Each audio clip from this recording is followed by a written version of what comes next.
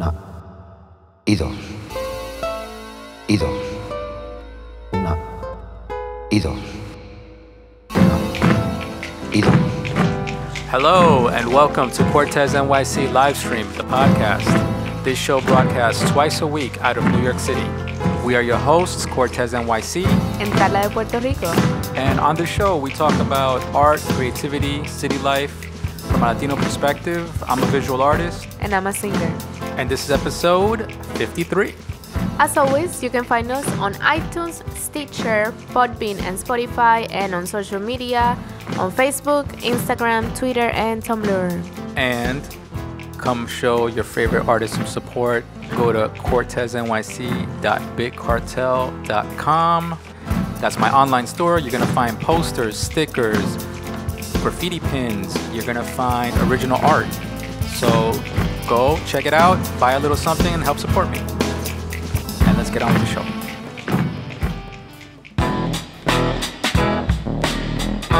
Yeah, skulls. What? All right. I thought last episode was the episode. Oh yeah? But this episode, it's the episode. The episode. It's the exclamation point episode. We're gonna talk skulls. Yeah, and Cortes is talking that's skulls. like a signature style, signature character of Mr. Cortes NYC here. Yeah. Every time people see him, they'll say, "Oh, I've seen your skulls. Oh my God, they're so cool. They're awesome. How you do it so fast?" Also, you get that a lot. That's a big thing. Yeah, how you do it so fast. Yeah. So it's gonna be a great episode to discover the secrets. Ooh, I got so the many Master of secrets. Skulls. So many secrets. Yeah. All right, so we're gonna talk about skulls. I think what I'm going to cover right now in this little conversation is going to be how I go about doing it, but also a little bit about the reality versus the realistic skull versus your own expression of a skull. Yeah. And maybe I'll touch a little bit on the subject matter, the content, the ideas behind skulls. But let's start from the beginning. And the beginning would be anatomy, actually drawing a skull. I think I first got into drawing skulls from anatomy class, where they introduced us, and in science, class, where they introduced us into books about where they show you the different body parts and they show you a skull, and you're like, oh wow, that's what a skull looks like. That's amazing. And then in drawing classes, you end up learning drawing from skulls just to understand anatomy, and then you begin to kind of get an attachment or a connection to it, and you start to realize that for me, you start to realize that a lot of it's a piece of information that you're gonna need for the long term if you're gonna draw people.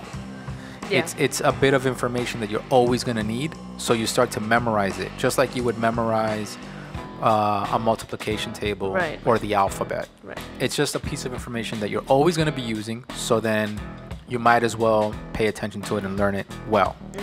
I think drawing realistic skulls is a really good thing to do when you're studying anatomy. It doesn't mean that you always have to draw realistic skulls, and I'll talk about that in a bit, but there's a balance between drawing anatomically correct skulls and drawing expressive skulls. Yeah. I think a lot of the skulls that when you see art that depicts skulls, a lot of it that you or me or the average person would like is not realistic. No, or they're animated. They're animated. They're more brought to life. They're more expressive. Yeah.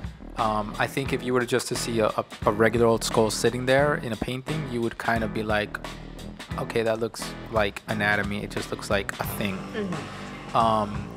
You can go in another direction, like our previous episode when we were talking about horror art, and you can draw a skull to look gruesome or to look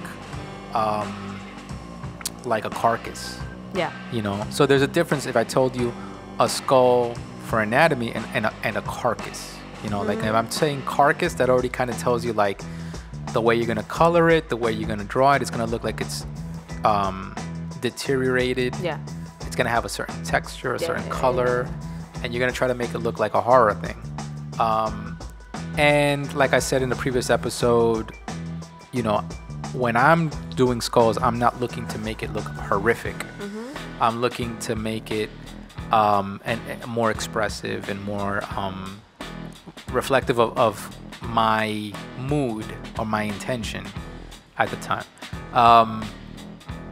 But when you're drawing anatomically correct skulls, there's a thing about proportion that you learn. The amount of proportion between the top of the skull to the eyes and the nose socket, to the teeth, the mandible, the jaw, the cranium.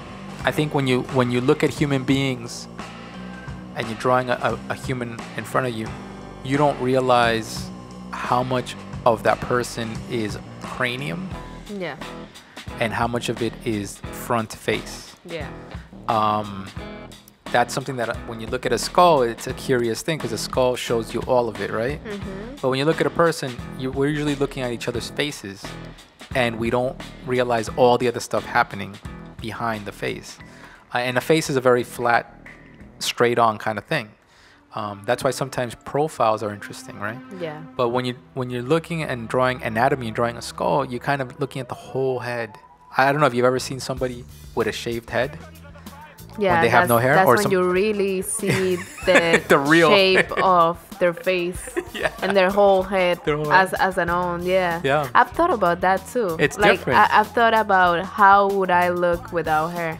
Well, and I feel like my head is pretty small, so I think that it will look kind of like weird in a way because it'll be like super small, bold head.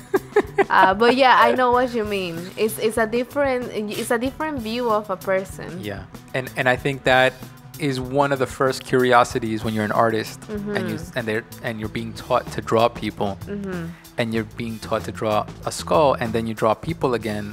You go from drawing a skull to going back to drawing people. I think there's a shift that you start to realize, and you realize that a lot of what we see every day of people is a facade. It's the illusion of the person. You don't really see the whole being. They're covered by hair, they have hats, they have beards, they have things, they have glasses, there's stuff going on that doesn't really let us see the real anatomy. Yeah. And what we're seeing is their expression, their life. You know, the expressiveness of their faces and obviously their bodies, but let's focus on the heads. It's an illusion. Yeah. The more realistic image of the person is when the person is asleep, or if you want to go further, when a person is dead. You know, that's when you really see the actual physical shape of the person. Because when you take a picture, everybody smiles. Exactly. And smiling is already altering your facial features. And it's changing everything. Your ears go up, your eyebrows, everything changes. Even your scalp changes position. It's like, hey. So all those things that you're doing isn't really your anatomy. It's what you want me to see your anatomy as. Yeah. That's why sometimes when you draw a person and they're just posing seriously, you really see them.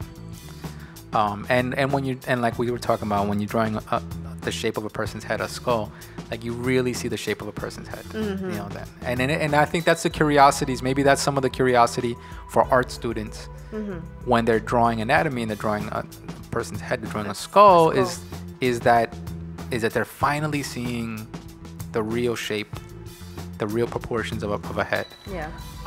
And they're seeing what makes us human, right?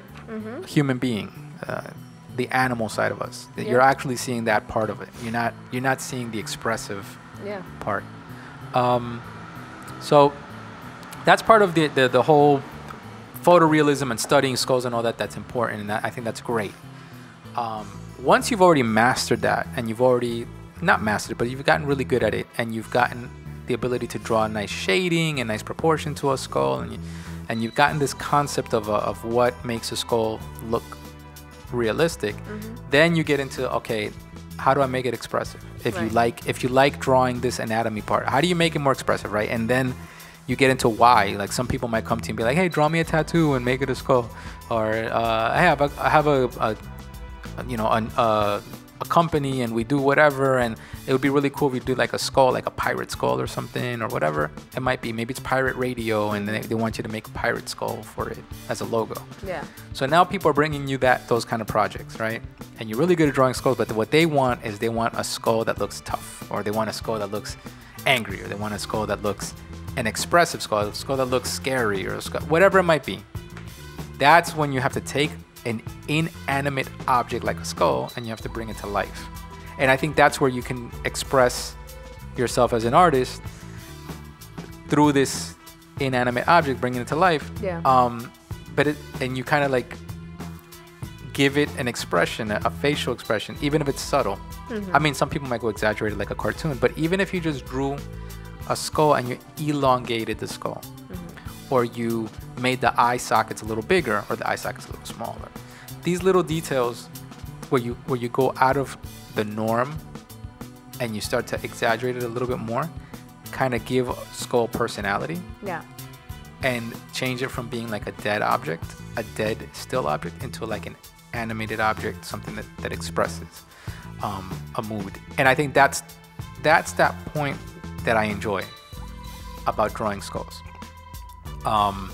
There's something about it, and we can get into this topic now. There's something for me about drawing skulls that represent everybody,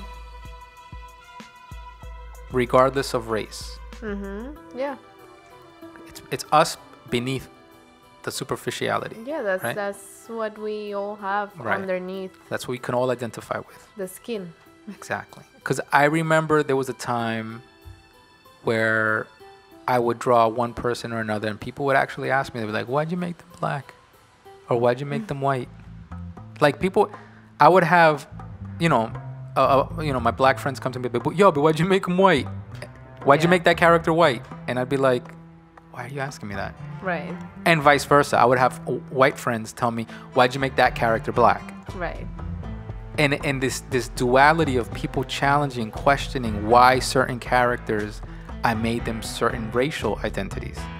And for me, I always make everybody just brown, because I'm just like, whatever. It's like, we're all, how do I make it look like everybody so people don't ask me that? Yeah.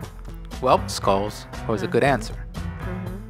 When I do skulls, I don't make them white. I make them like off-white. Yeah. But I make them, and I don't make them a certain type.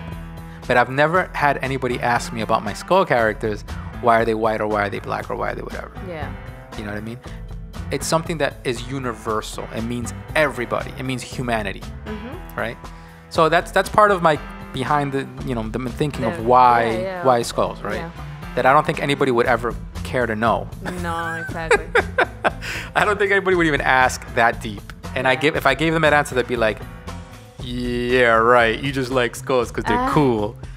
But no, that's a reality. There is a reality to that. Skulls mean everybody. Also, for me, skulls mean life. It's a celebration of life. I've always said that. Like, it's a celebration of the fact that we are alive. The people looking at the art, we're alive, and I'm showing you skulls that obviously mean that they passed on, right? But I'm showing you skulls that are still alive. Yeah. Because I'm showing them animated, I'm showing them with expression, I'm showing them with character, with personality. So I'm showing you a skull that has a story to tell. Exactly. There's a story behind them. And I think that's something that I celebrate. I enjoy that. Also, I identify skulls with the past. Skulls mean that there was life, right? So when I put in my paintings, I put a lot of, like, a field of skulls. Yeah. I'm kind of saying, like, look at all this time that's passed. Look at all these people, all these lives. Yeah. I'm trying to trigger your impression of time passing, you know. Not so much the future, but the past. The past, yeah. But also your future, because one day we will be part of that, This right? type, yeah. One of those discarded skulls, you know, being dug up in some. We gotta make room for this condominium, you know. Exactly. Empty out all this, you know, this graveyard. So there's part of it there, but that's not to be dark. That's just reality. It's not like I'm trying to be a horror artist. It's just the truth, you know. Especially growing up in New York City. I grew up in New York. You see people all the time come and go. My whole life watching the news. Do you think I don't keep track of the fact that every news cycle there's another death, another death, another death, another death, another death? You know what I mean? You're hearing this constantly. Yeah. You know, you're seeing so many lives coming and going that how is your brain not going to have that in your head? Like, you don't live forever. You're not forever. I think that people here in New York understand that more, or maybe people here in the city, maybe it's United States, but I've seen the reaction of people from Latino culture or from Latino background, and they don't react that open to skulls. They always have like a taboo towards skulls, on thinking that, oh, that represents death, and that like something negative. Right. Because I know that you have had those kind of reactions of people. They associate it with something dark. With something or dark intentions. Yeah, like it's dead. It's not beautiful, and it doesn't have to be painted on a wall, or it doesn't have to be an art piece. That's what they think. These people think. Well, I mean, I've heard that. And I've heard it said, but I've never experienced it. Let's say painting on a wall and I'm drawing a skull and somebody says like, don't do that. Yeah, exactly. You know what I mean? Like, they I've said heard it afterward, like a comment to talk to you or whatever. Yeah, but I've never had a strong reaction against it. Yeah, like to say. But I think there's different interpretations, and some people, absolutely 100%, a lot of people will associate it with like Halloween and horror and those things, and they associate it with something dark. Or gangs. They might associate it with gangs, death, and blah, blah, blah, blah, whatever. But I think over the years I've learned to identify when I'm drawing something that looks too dark. And to be able to say, let me pause and pull back and kind of figure out how to redo it so it doesn't look so scary and whatever. Another reason that I think skulls are something that are part of my vocabulary, my art vocabulary, is I think that you need a symbol. You look for a symbol that is everybody, that is everything, and you look for a symbol that is human, right? Yeah. That is something that touches into our humanity. And when you find the skull as an object, and you say, okay, this is going to be an object that makes sense for me because it means everything and it means nothing. It's just a skull. It's just dead. But it means everything because it's all of us, right? Yeah. And you realize how it's, like you said, interpreted by different people. Then you realize what a loaded symbol it is. Exactly. And it's a symbol that's kind of abused. Yeah. In pop culture. Yeah. It's used for a small concept, but it's a very powerful symbol worldwide. More powerful than a lot of the symbols that you see in movies and in posters and things like that. Another symbol could be like a dove, a bird, right? Okay, that's a symbol and it means some things, but it doesn't mean something to everybody. But a skull is in your head of your humanity. It's in your head. Yeah, it's in it's you. It's you. It's coming out of your. That's where my voice is coming from, through my skull. Yeah. Like, it's us. So it's such a powerful symbol. I think that's where I kind of like. I haven't found it yet, but there's got to be a way to challenge people on this.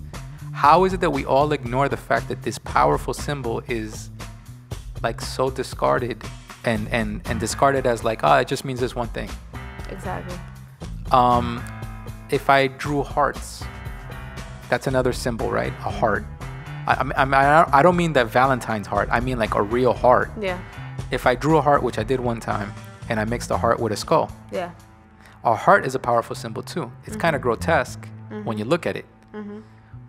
Because, you know, we see it as like, oh my God, there's a heart there, like, right? Like it's a piece of anatomy. It's like drawing a liver or a lung. Yeah. But the symbolism of it is something that is powerful, but a skull is still more visually powerful because it's looking at you. Yeah. Because it's looking at you and because of what it means. That is, I mean, it depends. It's what it means to you. But generally what it means, which is to be dead, and which is like the absence of life. The absence of life, and also what is left after your skin and everything decompose. Right. She's the skull. And I would say, so I just said the absence of life, but I would say also that's the funny other part. The other part of my symbolism is that it has life. It has life. I'm drawing it with life. So it's the absence of their life, but now you're still living. The spirit is still there. Exactly. So whoever that person was, you know, Joe Stevens or whatever. Let's say it's in Spanish. Jose Gonzalez, right? So Jose Gonzalez lived a life. He was whatever. He was a singer, a musician, and he did this and he did that. He died. He became a skull, right? Yeah. What's left of him is a skull. Yeah. But now that skull's in my painting, right? And that skull lives on. Yeah. Now what is he? He's now Jose Gonzalez, but he's still playing a role, right? When I'm drawing these skulls and I'm giving them life, it's like I'm showing that even after your life, what you think is important, if your life is gone, your spirit is still there. You're still present. You still are present and accounted for in this field of humanity. Yeah. You know, I don't know. I think symbolically, it's loaded, and I still have more to explore with it. I feel like there's more. Yeah, I think maybe. I mean, you have done a lot with skulls, but I would say that maybe last year or the year before when we went to Miami and you did that wall where the skull had like those crystals and stuff like that. Yeah, that was different. That was interesting. That was an interesting thing to do with a skull, which makes it look more colorful, but also it gives it a different look. Yeah. For people to appreciate. Yeah. And I'm sure you have many more ideas. Yeah. No, and the I think the coloring skulls in different ways is something, right? And that's something that can trigger people to be like, oh look, you know, it's decorative, and I've seen decorative stuff on Instagram. I think getting to the root of the symbolism of it is a little deeper, to where I guess as I mature further, I might find ways of expressing that hopefully, you know, by the time I become a skull, eventually when I'm long gone, people will look at what I did with it and they'll understand, you know, what the end of the road is, and why even make art. Yeah. You know what I mean? I think at the end of all of this, the point of it is that it's art, right? It's a painting. And then I'm challenging you to say, why do we even do this? Right. Why am I even painting? There's part of that in there. Is like, you know, when I'm long gone and this painting is still here, why did I even bother doing this? Yeah. I'm just another one of those on the pile of many that have come and gone. So I don't know. But if you guys want to see me drawing some skulls, go to YouTube, check it out. You'll see plenty of examples of me painting skulls. There's a nice airbrush video. Go to YouTube and just search Cortes NYC, search airbrush skulls, and you'll see a really cool video of me airbrushing some skulls. And there's videos of me spray painting them. My basic technique is a lot of cutback, a lot of circular shapes, a lot of proportional shapes. But there's a lot of anatomy, formal anatomy study behind it. If you guys want to do some cool skulls, I recommend practice your anatomy first, then practice drawing people, and then combine all those things, and you're going to come up with some really kick-ass, expressive skulls that will even impress me, and hopefully I'll get to see those. If you guys do anything cool, tag us at Cortesnyc Livestream. Yep, and hashtag Cortesnyc Livestream also. And I hope to see you guys, see your stuff soon. Peace. Pero si lo estás haciendo todo igual, no tiene ningún color el paso que haces. Separa menos tiempo. 1, 2, 3, 4, 5, 6, 7, 8, 9 y 10. Culture Talk, Carla. What do you got for me, Culture Talk? Yes, so on this Culture Talk, I wanted to talk about the Day of the Dead. What? The Day of the Dead. Oh, okay, that's better. O El Día de los Muertos. That's even better. Which is that a horror movie? No, come on. It's a Mexican celebration. It's a Mexican holiday that is in the United States. I think that is confused with Halloween. It's not Halloween. It's a different celebration. Coco? It's Coco, exactly. So, El Día de los Muertos is a Mexican holiday celebrated throughout Mexico, in particular the central and south regions, and by people of Mexican heritage elsewhere. So it became a holiday that it was even recognized by the UNESCO.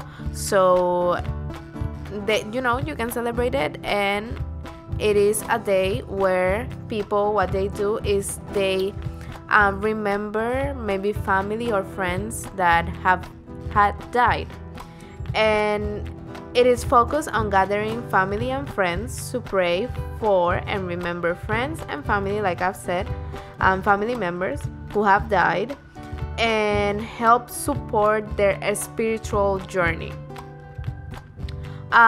So prior to the Spanish colonization, the tradition was celebrated at the beginning of the summer, but gradually it was associated with October 31st, November 1st, and November 2nd to coincide with the Western Christianity tradition of the day of Saints' Day, the day before Saints' Day, and also All Souls' Day.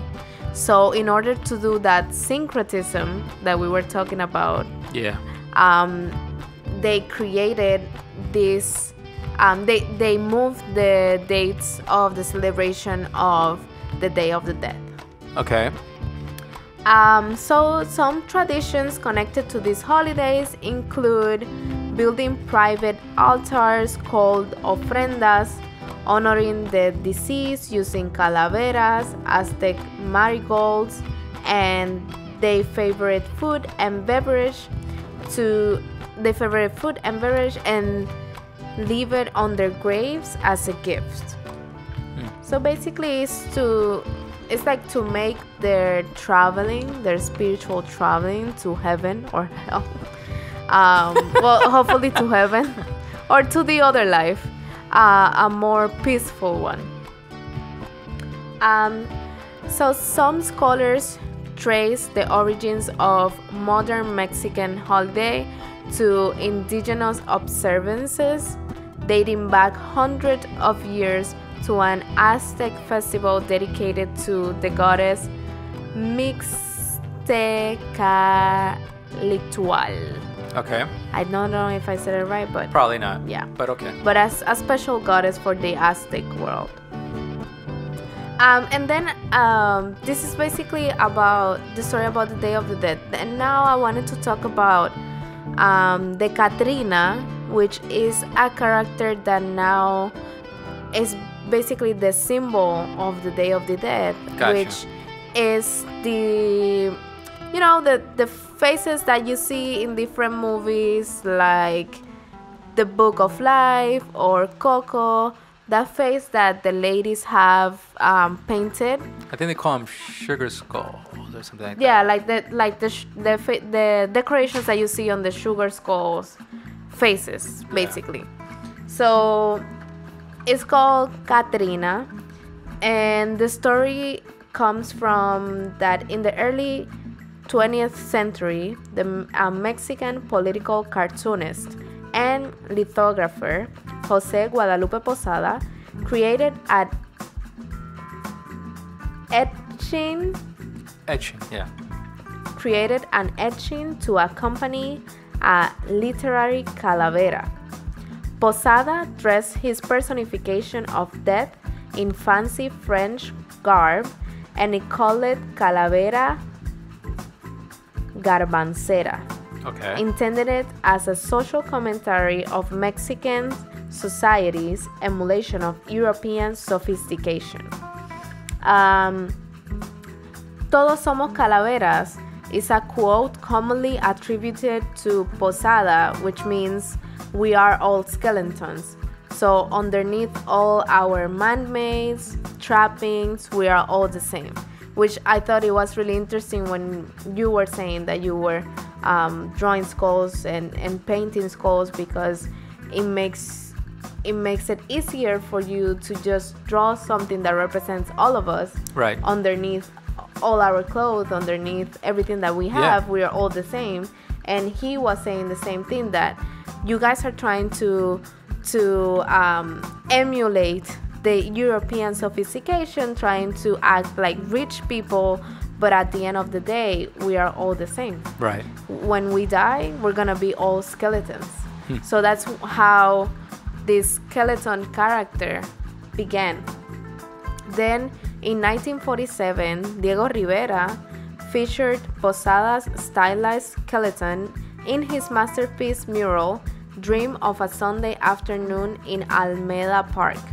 Posada's skeletal bust was dressed in a large feminine hat, and Rivera made her female and named her Katrina, which is a slang in Mexico for rich. So it was also a social commentary from Diego Rivera to say, this one is gonna be called the Katrina because she thinks she's so rich. But at the end of the day, she's a skeleton more, just like us. And like I said,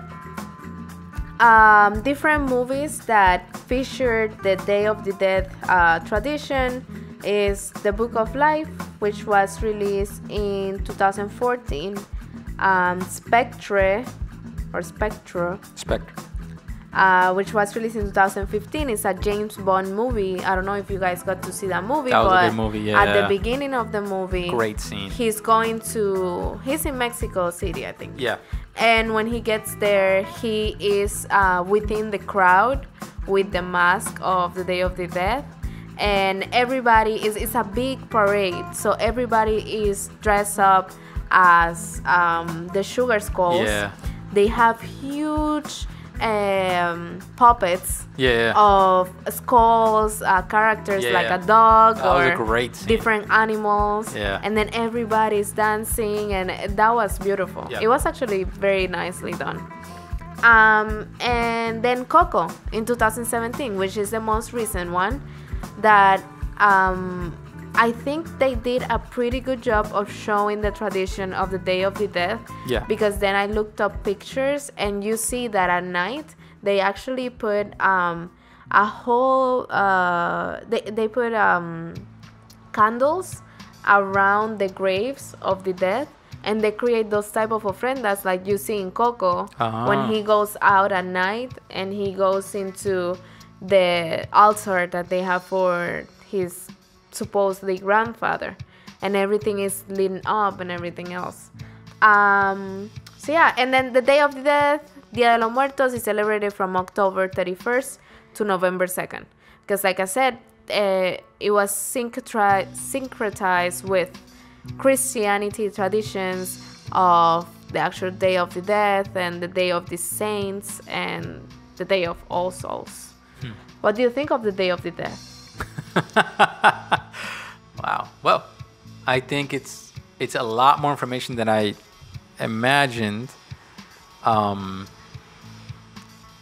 It sounds like it's an event that involves multiple things. Yeah. Between the ofrendas and the skulls and the this and the that, like it sounds like there's like a lot of multiple things happening that we don't know about, and we all just say Day of the Dead like it's Halloween.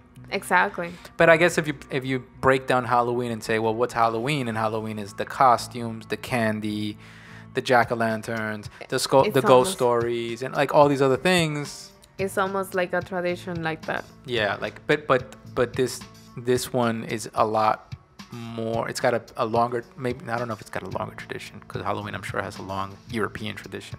Yeah, but this one is more about the spiritual journey of your dead loved ones, because you're celebrating their lives because of what they accomplished when they were alive, and then you're celebrating their death because it's to say it's not a sad moment, but it should be a celebration that they're going through that journey of their other lives, or that their spirits and their energy is out there to take care of you, or to go wherever they need to go. Yeah.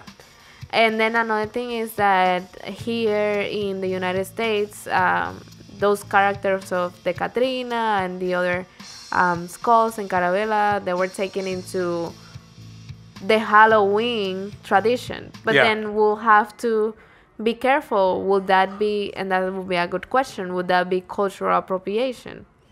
Because it's part of another tradition, even though it's called the Day of the Dead, it's not the same as being Halloween.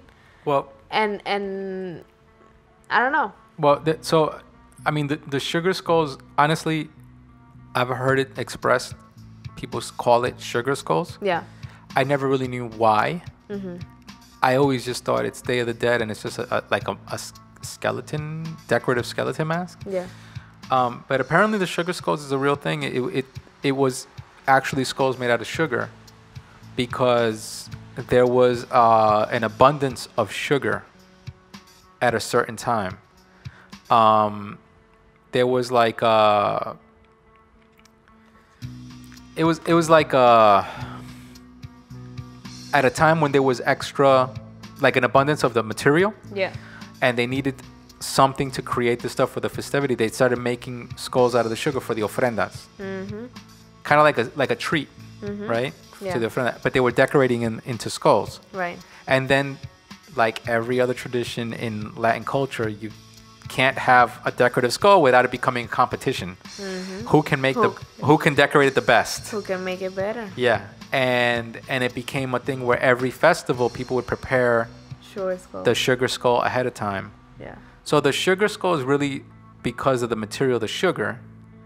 But then the concept of decorating that sugar skull is what made it more of a tradition. Tradition, yeah. And then people decorating their own faces is after having that tradition of decorating the little sugar skulls. Yeah. And now, like you said, now are people just decorating their faces without even knowing? Yes. Yeah. Do people just decorate their faces because it looks like tattoos? Yes.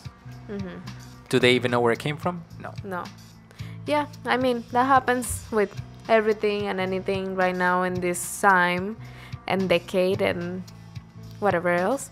But another thing that is interesting about the Day of the Dead is that it's a festivity that came from indigenous start. So it started by indigenous people, and it survived even colonization in order to syncretize with it. Yeah.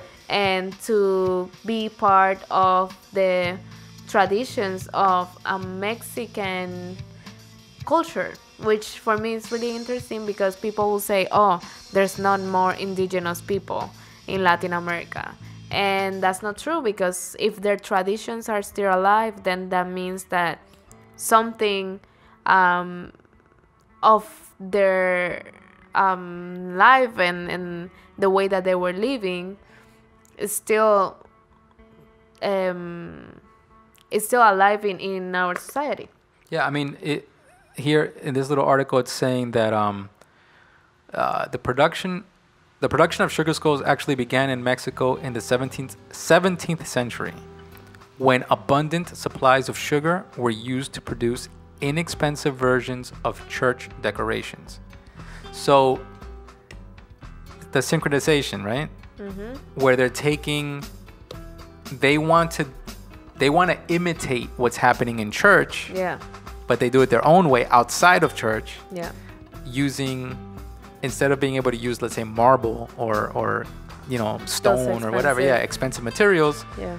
They use sugar because there was an abundance of sugar, and they end up creating it for their own purposes with maybe this indigenous background as a motivation, but becoming a new cultural tradition that eventually, after the 17th century, 18th century, 19th century, up to where we are now, and sugar skulls become its own thing outside of its root. Exactly. With maybe for some people still a spiritual connection, but now it's becoming more of a now it's a trend. Costume. Yeah, now trend it's more like it's in fashion. Right. And then also now it's even tourist souvenirs. Right. When you go to Mexico, we had some friends they went to Mexico. Yeah. They brought us back a little sugar skull. Exactly. And so now it becomes not made out of sugar. No. Ceramic. A ceramic skull. Exactly. Decorated skull. Yeah. But now even it surpassed what is the Day of the Dead, but it becomes more a representation of Mexico itself. Yeah. So it's like, this is what Mexico is. And I think that it's gonna happen now even more. If that happened before without Coco, now with Coco. Oh, now with Coco, it's more. I haven't. I don't know when is the last time I've gone to a costume store to look for costumes, right? But I bet you if I go to a costume store now, I'm gonna find a ton of costumes of quote unquote sugar skulls or Coco skulls or or they'll call it the Mexican skull or whatever they're gonna call it. Yeah. I'm sure it's a costume that's popular. Even horror movies or movies like The Purge. Yeah. Where they're showing these things, and you're always gonna end up seeing somebody with their face painted. Yeah. No. Exactly. That became also a Halloween costume. Yeah. Being dressed as the Purge girls and Purge guys. Yeah. No, but I think it's interesting. The idea of Halloween then followed by, Day of the Dead and this idea that the cartoonist started to say, you know what, we are all the same at the end of the day. Yeah. Which Day of the Dead then can also be translated to a celebration of life because we are all the same. And underneath all our clothing and underneath everything we have, material things that we have, we're gonna end up being the same thing when we are dead. Yep. No matter whether you were good or bad. Yeah, exactly. We all end up in the same place. Exactly. The funny thing is, doing a little Google search of Day of the Dead, what you're gonna end up finding is horror movies. Yeah. Because that's the long history of the zombie movies is Night of the Living Dead, Dawn of the Dead, Day of the Dead. Yeah. And I think that's an interesting thing that there's a lost in translation thing there. Yeah. Where Day of the Dead in celebration in the Mexican culture is lost in translation in English. When you say Day of the Dead, you think of zombies. Exactly. That's the day that the dead come back to life and haunt you. That's true. And I don't think people have bridged that yet. They're almost there. Like, people say Day of the Dead and they're almost ready to say the Mexican tradition. But for the most part, I think people still think of Day of the Dead with zombies and the horror movies. Yeah. And I don't know. I guess there's still a lot more that has to happen before people can understand the translation of it. Yeah, I mean, and I'm sure it's not difficult, but because you don't know it, you feel like, oh my God, it's so different. Yeah. And I don't relate to it. But if you think about it, it's almost the same thing we do now.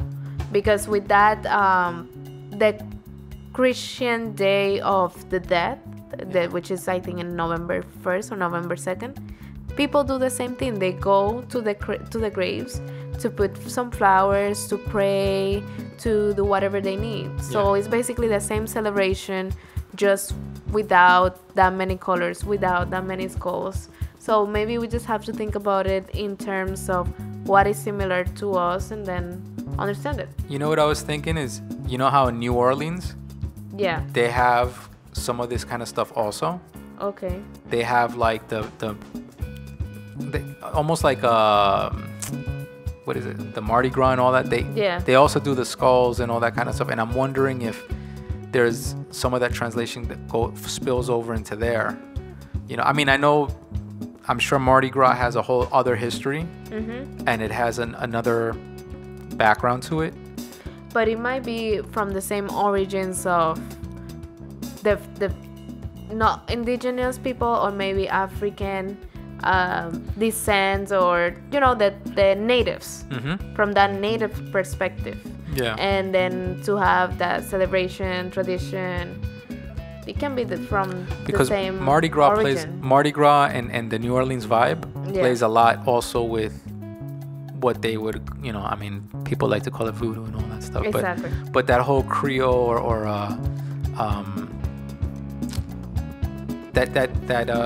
that old like occult kind of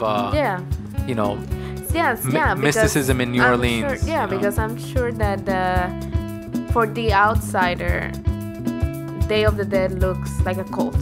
Yeah. It doesn't look like part of a Christian religion. Yeah. Which it is, but whatever. All right, guys. Day of the Dead. I hope you guys are out there enjoying it. I will have some sugar. And maybe draw some skulls. That would be awesome. You wanted me to teach you, right? Street reality. Hablando español, Carla. Carla, I hope you have some Spanish for me to learn, because I am missing some Spanish words. Okay. Well, first, expressive. Expressive. Yeah. Expressive. That always, those words throw me off, because I don't know whether to pronounce it with an X or an S. Expresivo or expresivo? Expresivo. With an X? Expresivo. Expresivo. Yes. Okay, got it. How do you say skulls? Skulls. Skulls son calaveras. I think we covered that. Yes. No, we didn't. We said something different. Skeleton, we said. All right, calavera. How do you say realistic? Realistic is realístico. Realista. What is realístico? That's nothing, probably. Well, actually, Realístico? it can be realistico or realista. Yeah.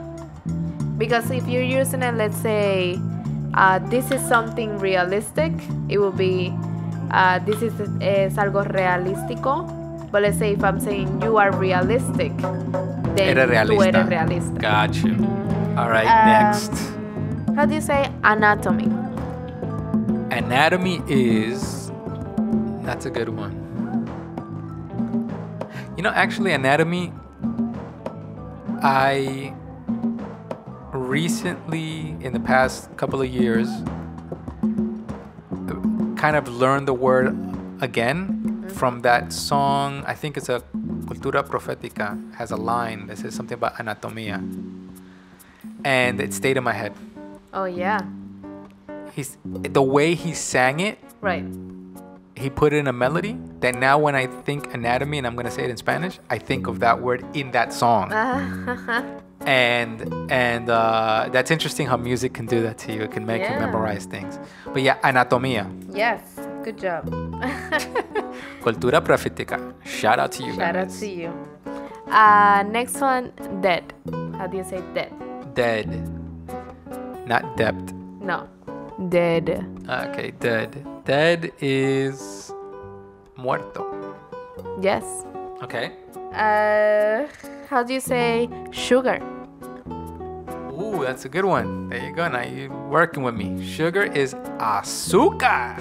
Yes. Like Celia Cruz. La Celia Cruz. Azúcar. How do you say natives? My brain just kind of got stuck between the two words. Natives. So native is not nativo. Nativo is native. Oh, okay. Right? Nativo? Natives, yeah. Nativo Yeah, is like nativos. it.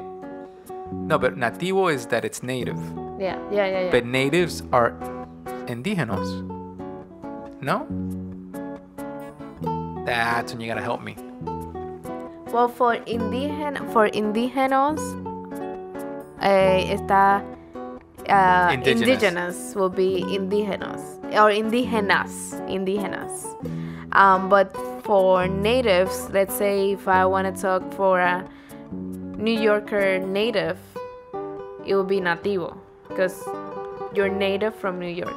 So eres nativo de Nueva York. Okay. Or eres nativo de Puerto Rico. Okay. But then if I want to talk specifically about indigenous people, then I'll say indigenas. Okay. Which that was my next word, but we said it. Oh, okay. Indigenous, indigenas. Okay, so indigenous Indigenous, and indigenas. indigenas. And then natives is Nativos. nativos. Got it. Nativos. Do you have any words for me? Oh, Carla, I got so many words for you. It's not even. What? It's not even funny. Oh my god. How do you say decoration? Oh. Decoración. Okay, very good. Tradition. Tradition is tradición. Very good. How do you say afterlife? Obviously, Latin culture is so tied to Christianity and religion and Catholicism and whatever. We always talk about, heaven or hell, but is there a word for afterlife, meaning whatever might be outside of our, what's out after our existence? What is the afterlife? Without saying heaven or hell. Yeah. Well, I looked it up because I really don't know. It says la vida de ultratumba, which I've heard ultratumba used for when they're talking about Egyptians and that God that decides where you're gonna go when you die. Yeah. Ultratumba usually is talking about him in afterlife. I've heard that those two words Ultratumba means like beyond the tomb, beyond the grave. Yeah. So dice la vida de ultratumba, but there's not just one word for it. It's like a phrase. Gotcha. So, la vida después de la muerte también. Después de la muerte. Okay, yeah. Después de la muerte. That can make sense. Yes. All right. And I guess lastly, I will say, how do you say Yes. cranium? Cráneo. Cráneo? Yes. All right. Thank you very much. No, thank you. Challenging. Thank you for teaching me some Spanish, and I hope you guys learned some Spanish as well.